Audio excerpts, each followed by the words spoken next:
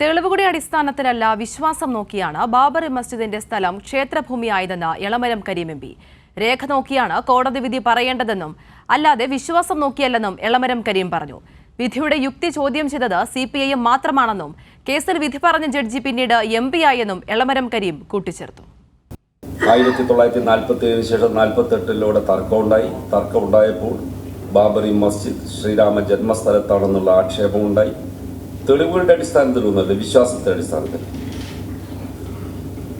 അത് അടച്ചുപൂട്ടിയിടാൻ അന്നത്തെ ഗവൺമെന്റ് തീരുമാനിച്ചു.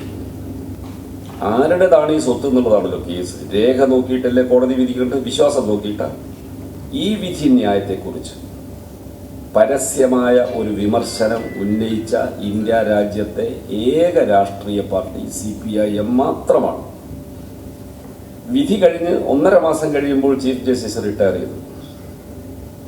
അത് കഴിഞ്ഞ് 2 മാസം കഴിയുമ്പോൾ അദ്ദേഹത്തെ പാർലമെന്റിലേക്ക് നോമിനേറ്റ് ചെയ്തു. നോമിനേറ്റ് ചെയ്യുന്ന മെമ്പർമാർ രാജ്യസഭയിലാണ് വരുന്നത്.